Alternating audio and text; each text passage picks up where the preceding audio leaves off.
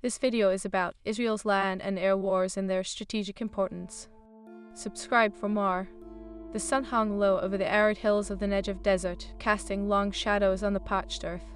The year was 1967, and Israel's nascent nation was in a precarious position. Despite their triumphant War of Independence nearly 2 decades prior, tensions simmered with neighboring Arab states, threatening to erupt into open conflict once again.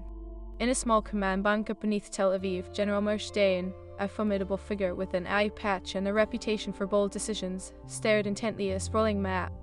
The yellowed parchment bore the scars of many previous plans and was now littered with red circles and black arrows marking enemy troop movements. He was flanked by his aides, each one embodying the urgency of the moment.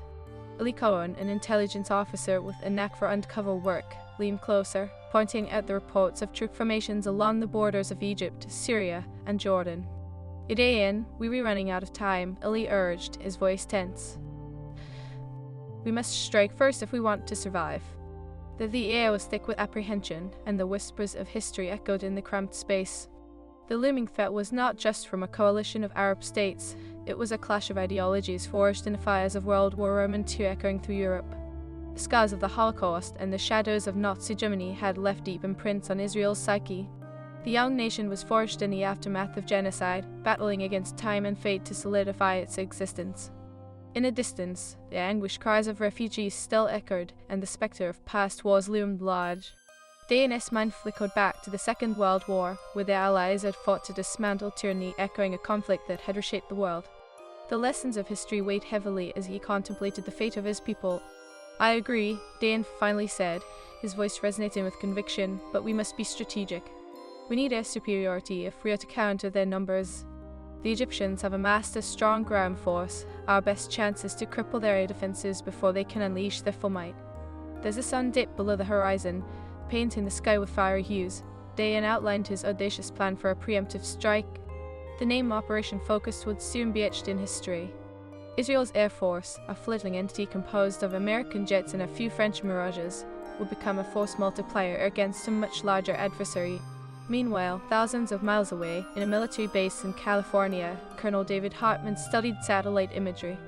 The United States, the world's superpower, was deeply invested in the outcome of the impending conflict. Emerging from the shadows of a global conflict, they had provided Israel with arms and training, viewing the small nation as a strategic ally in the volatile Middle East. Hartman, a veteran of the Korean War, had seen the consequences of miscalculations in battle. He sat alongside his team of analysts, eye-scanning the data, aware that the intelligence they provided could tip the balance. They were monitoring the troop movements, but there was another layer to this conflict, one that transcended borders. "Colonel," an aide interrupted, "we've intercepted communications indicating an imminent attack from the Arab coalition. Israel is planning a counterstrike." To Hartman's mind raced. The past held lessons. Germany had once been a titan of military might, and the echoes of blitzkrieg tactics still resonated. If Israel could gain the upper hand, it might not only save its people, but also alter the geopolitical landscape. As reports streamed in, the situation unfolded rapidly. Dayan's plan was put into action, and within hours, the sky over the Sinai Peninsula darkened with Israeli jets slicing through the air. With precision and speed, they targeted airfields in Egypt, destroying planes on the ground before they could take off. The first wave of Operation Focus executed flawlessly, the initial shock sending ripples of fear across the Arab coalition. In the offices of the Egyptian General Staff, panic erupted. General Mohammed Nagwa, the architect of Egypt's military strategy, could hardly comprehend the onslaught. He slammed his fist on the table, sending papers flying. "This is war. Mobilize everything. I want our air defenses active now." But it was too late. The Israeli forces had already gained the upper hand, and the battle for air superiority escalated. As the skies above the Sinai boiled with the fury of combat, the airwaves crackled with communications full of urgency and despair. The echoes of missiles slicing through the air marked the beginning of a war that would shape the future of the region. Meanwhile, in Europe, the shadow of World War I and II still loomed. Chancellor Adenauer of West Germany watched the developments with a mix of concern and intrigue. The German military had rebelled, but memories of a past that saw them as aggressors weighed heavily. The German government had struggled to re-establish itself on the world stage, and its relationship with Israel was a complex tapestry, woven from threads of guilt, responsibility, and the need for partnership. Adnan mused aloud to his advisors, what happens in the Middle East could affect the entire continent. We must balance our historical ties to Israel with the Arab nations. We cannot afford to be seen as aggressor again. Back in Israel, the ground was shaking from the aftermath of aerial bombardments. The soldiers on the front lines, young and resolute, prepared for the inevitable ground invasion. Sergeant Moshe Levy, a determined warrior with a fierce loyalty to his homeland, rallied his unit. We've faced annihilation before. We will not let it happen again. Our fight is not just for land, it is for our very existence. As they advanced under the cover of darkness, the distant roar of engines and the bright trails of artillery lights painted the night sky. Israel's air force soared overhead, a shield against the encroaching forces. But the looming question remained, could they maintain this momentum? The conflict deepened, with divisions forming as alliances shifted dramatically. The United States, monitoring the situation closely, recognized that this port would not only be pivotal for Israel, but crucial for the balance of power in Europe. As the dust settled over the battlefield, the weight of the choices made by leaders on both sides began to mirror the lessons of history. The past was allowed in the present, and the question of survival loomed larger than ever. The stage was set for an explosive confrontation, one that would challenge alliances, redraw borders, and redefine the geopolitical landscape. The tension was palpable, the anticipation electric. What would the outcome be? With the roar of engines echoing into the night, the fate of the Middle East hung precariously in the balance, and the world held its breath as the conflict raged on. Little did they know, this was just the beginning of a war that would have repercussions felt far beyond the borders of Israel. As the first light of dawn broke over the horizon, illuminating the war-torn landscape, the true stakes of the battle loomed ahead. What strategies would emerge next in this high-stakes game? How would the alliances shift as centuries of history collided with new realities? The conflict was far from over, and in the shadows, decisions were being made that would alter the course of history. The world would watch closely, waiting for the next move in a battle that echoed the struggles of the past and the uncertainties of the future. The next chapter awaited, and the question remained, could Israel sustain its newfound advantage against a coalition united by hatred and vengeance? Part 2 would unveil the complexity of survival, strategy, and the unyielding fight for land and identity. The early morning light revealed a chaotic scene across the Sinai Peninsula. Smoke billowed into the sky, remnants of the previous night's ferocious aerial assaults. Sergeant Moshe Levy and his unit remained poised, adrenaline coursing through their veins as they prepared for a ground invasion that would determine the fate of their homeland. The din of engines roared above them, the Israeli Air Force providing the necessary cover as they charged into the fray. "Keep your heads down," Moshe shouted, leading his men through the rough terrain littered with debris and shattered dreams. The ever-present fear of ambush lingered, each soldier as heart pounding in rhythm with their fast-paced breath. They moved tactically, flanking the enemy positions that had begun to regroup after the initial shock of Operation Focus. "Over there. East flank," one of his comrades yelled, pointing toward a makeshift encampment where Egyptian forces were scrambling to mount a counteroffensive. Moshe's squad swiftly moved in formation, using the hills to their advantage. The terrain, once barren, transformed into a battleground where survival demanded courage and cunning. As they crested a ridge, they spotted a convoy of armored vehicles approaching. Moshe signaled for silence, understanding that one poorly timed sound could spell disaster. "On my mark, we fire," he whispered, setting his rifle against his shoulder and taking aim at the approaching tank. The echo of gunfire broke the dawn-esque quiet, the sounds of warfare intertwining with the cries of men caught between duty and despair. The armored vehicles erupted in flames, the crew scrambling for cover as the shockwave reverberated across the desert. In that instant, Moshe felt the weight of history resting on his shoulders, a struggle for identity, a testament to survival echoing through generations. Meanwhile, General Dayan remained deeply entrenched in military strategies, analyzing reports flooding in from the front lines. The initial successes of Operation Focus had given them an edge, but he knew that victory would not come easily. The intelligence he received indicated that Egyptian forces were regrouping, fueled by a blend of desperation and a fierce sense of nationalism. "Billy, what is the latest on their movements?" Dayan asked, his voice steady as he reviewed troop deployments along the front. "They're reconsolidating their forces, General. It seems they intend to strike back hard," Eli replied, his brow furrowed in concern. "We need to anticipate their moves, otherwise we risk losing the momentum we've regained." Dayan nodded, the gravity of their situation weighing heavily on him. "If we can cut off their supply lines, cripple their ability to resupply, we can force them into retreat. I want targeted strikes on their logistics hubs." As the sun climbed higher in the sky, the strategic landscape shifted continuously. Just beyond the Mediterranean, in Europe, the reactions to the unfolding conflict grew increasingly complex. Chancellor Adenauer gathered with his advisors in Berlin, weighing the ramifications of Israel's actions. The historical scars of the Holocaust still tinged Germany's view of the world, igniting debates across the political spectrum. One advisor questioned, "Israel is fighting for its very existence, but we cannot appear to favor one side over the other." Another countered, worry etched on his face. "Our relationship with Arab nations is fragile. We've worked hard to rebuild. If we align too closely with Israel, we risk alienating those we have sought to reconcile with." Adenauer's focus remained unshaken even by this storm of opinions. This is not merely about alliances, this is about human rights and the lessons of our past. We cannot ignore the plight of the Israeli people or the implications of their struggle. We must approach this carefully. The conversation lingered in the air, a reminder of how interconnected their histories had become, each decision reverberating through the annals of time. The shadows of World War II loomed large, influencing political dynamics across continents. Would a tacit support of Israel lead to a resurgence of old animosities, or could it forge a new path of collaboration? Back in the thick of combat, Moshe's unit pressed onward against the disorganized remnants of the Egyptian forces.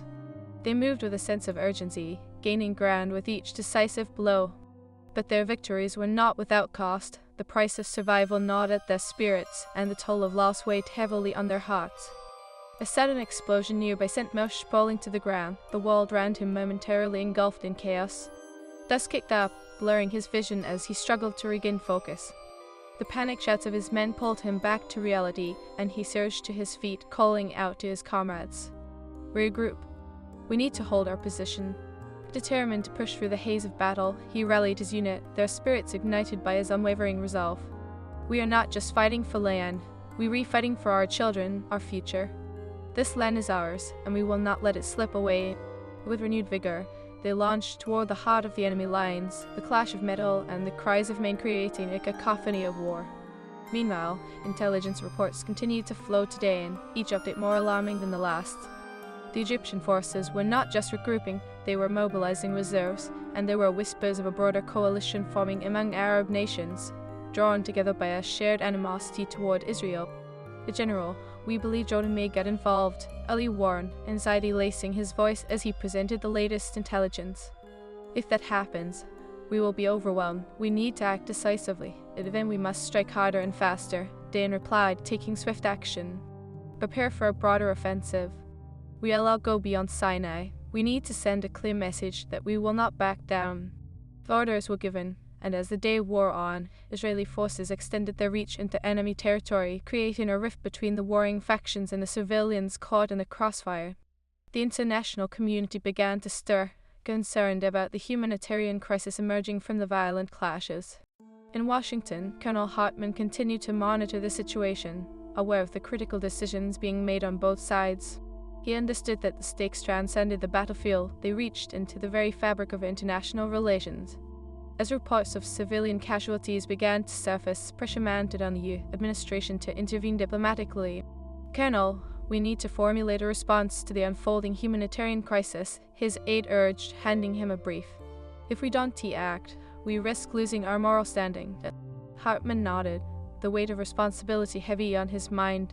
"We must balance our support for Israel with our obligations to the global community. If we can mediate, perhaps we can prevent further escalation." As the implications of their choices began to ripple across the globe, the conflict in the Middle East intensified, revealing layers of complexity that few could comprehend.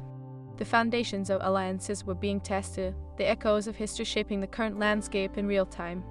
Amidst the chaos, Moshe's determination burned fiercely. Each battle fought was not just a fight for land, but a struggle for identity. Every fallen comrade served as a reminder of the sacrifices made in the name of survival. The clash of ideologies reverberated not just in Israel and Egypt, but stretched across continents, intertwining the fates of nations.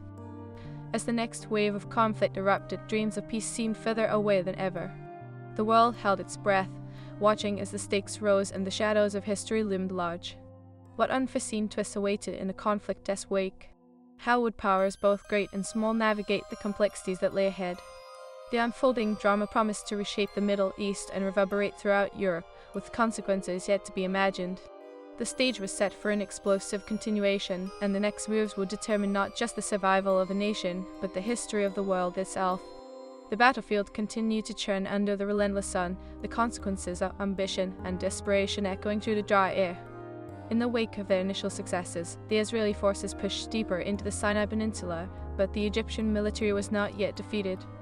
As dawn broke over their encampments, they had begun to reorganize, regrouping in a desperate bid to reclaim lost ground. Sergeant Moshe Levy, battle-weary yet resolute, led his unit through the ruins of what had once been a bustling border crossing. They won't give up easily. Moshe urged, scanning the horizon where the acrid smoke still lingered.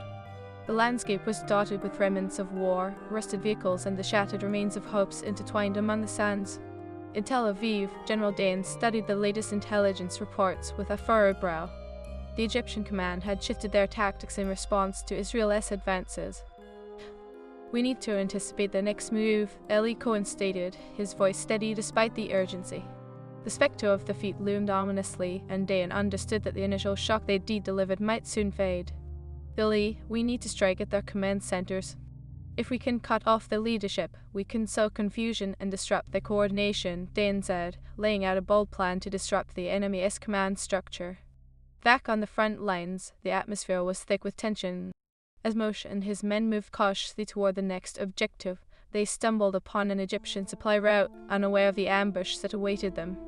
Gunfire erupted, and the soldiers dove for cover, the sound of bullets whistling past their ears. "We need to draw their fire," Moshe shouted, instinct taking over as he led the maneuver. His heart raced, a fierce determination coursing through him. This was more than a fight for survival, it was a fight for identity, for a place that had been carved out from the despair of history. The firefight intensified, the men exchanging volleys, each bullet marking a desperate struggle. Moshe ducked behind a crumbling wall, peering through the dust at the Egyptian positions. "We need to push them back," he cried, rallying his troops. "We fight not just for ourselves but for those who came before us. We will not let their sacrifices be in vain." Across the ocean, Colonel David Hartman sat in a dimly lit room at the Pentagon, the weight of the world resting on his shoulders. The reports coming in were disheartening, civilian casualties were on the rise, and the U.S. administration was facing mounting pressure to intervene diplomatically. "Colonel, we can't afford to appear indifferent to the humanitarian crisis unfolding," an aide insisted, urgency lacing her voice. Hartman nodded, feeling the gravity of the situation. "We need to communicate clearly with both sides. If we can mediate a ceasefire, we might salvage something from this chaos." He understood that the legacy of World War II, with all its horrors, still cast a long shadow over political dynamics in the region. The memory of genocide and the fight against oppression was not lost on those who had lived through it. Back in Israel, the skies darkened with the sound of planes as Operation Focus continued. Dayan's plan was set in motion, targeting crucial Egyptian command headquarters. The roar of jets filled the air, and Moshe felt the thrum of engines above him, the sky becoming a battlefield in its own right. The Air Force had become a lifeline, but the ground forces knew they had to hold their position. "Keep your focus, men. We hold this line, and we hold our future." And Moshe called out, rallying the troops as explosions rocked the ground around them. The clash of steel and the cries of the wounded formed a haunting symphony of war, a reminder of what was at stake. In Europe, Chancellor Adnar faced a critical decision. The reports from the front lines were dire, and the public sentiment was shifting.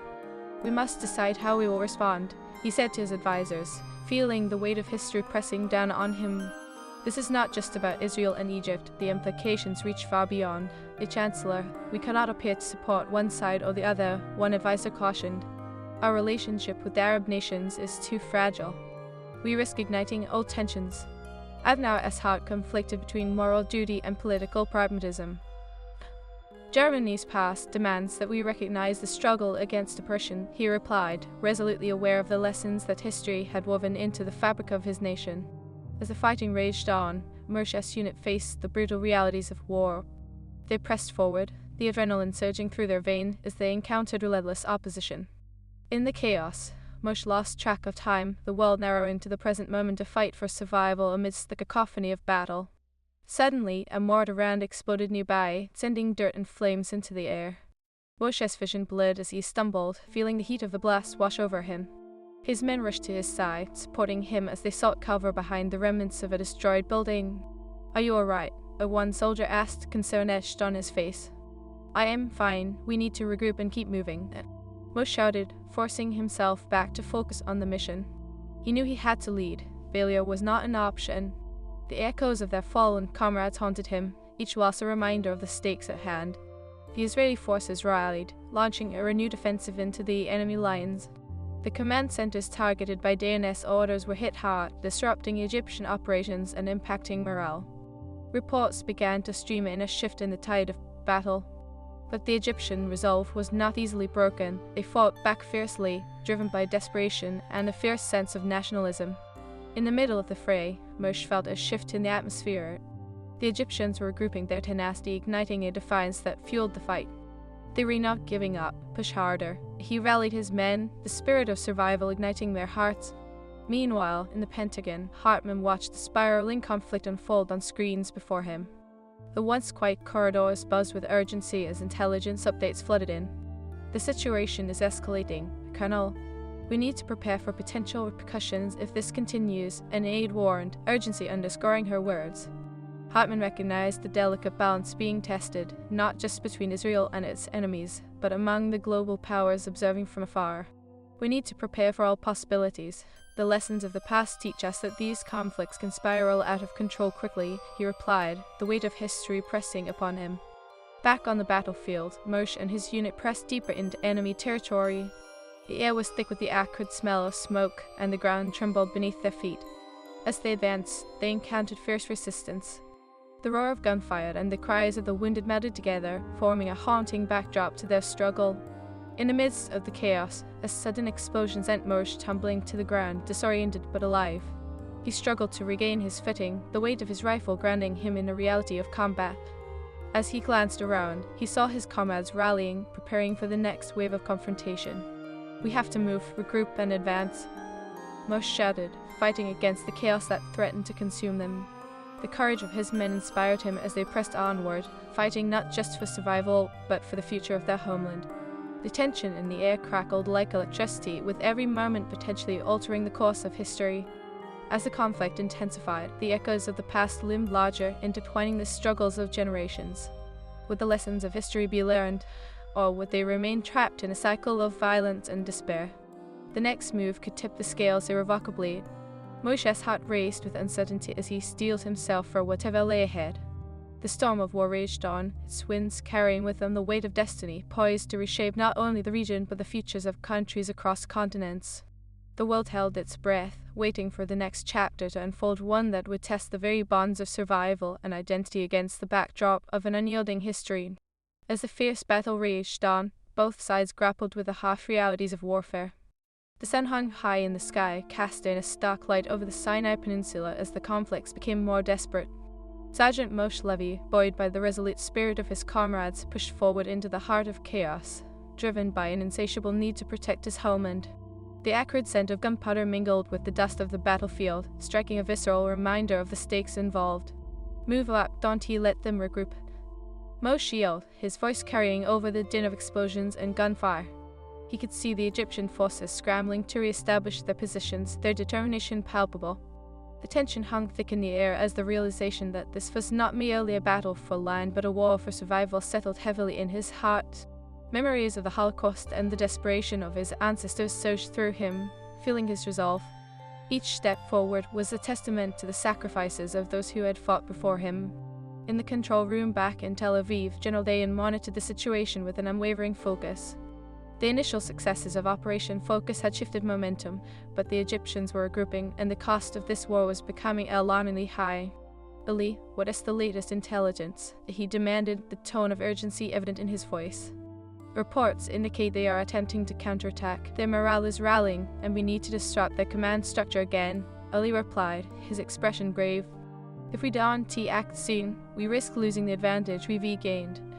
Dayan nodded, the weight of his command pressing down on him. Prepare for a targeted strike on their command centers. We need to fracture their leadership again. The flickers of determination ignited in his eyes, as he understood that the history of warfare was not just about tactics but also about the will to survive against overwhelming odds. Meanwhile, Chancellor Adenauer paced the floors of his office in Berlin, grappling with the ramifications of the conflict that seemed to echo the pangs of Germany's own past. His government faced increasing pressure to take a stance. "We cannot remain passive while the world watches," he mused aloud to his advisors. "The lessons of our history compel us to engage. We must find a way to support Israel without undermining our fragile relationships in the Arab world. What if we propose mediation?" The one advisor suggested. "This could be a way to show we stand for peace while acknowledging the complexities of this conflict." Adenauer considered this carefully, recognizing that his nation's past demanded an active role in the struggle for justice. "Yes, we can facilitate dialogue, but we cannot ignore Israel's needs. Our historic ties demand we act in their favor." Back in the midst of battle, Moshe's unit continued to push against the encroaching Egyptian forces. The fighting was intense, each moment a life-and-death struggle. As they navigated through the ruins, Moshe spotted an Egyptian tank moving towards their position.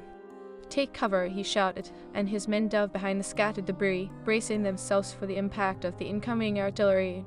Within moments, an explosion rocked the ground, sending debris flying as the tank crumpled under a well-placed artillery strike from the Israeli Air Force above. Moshe looked up just in time to see the Israeli jets streaking across the sky, marking their dominance once more. "Air support is here, we can take them," he roared, rallying his men. With renewed determination, they surged forward, their spirits lifted by the sound of the jets overhead. Yet the Egyptians, fueled by a resurgence of national pride, fought back fiercely, their desperation evident as they launched counterattacks.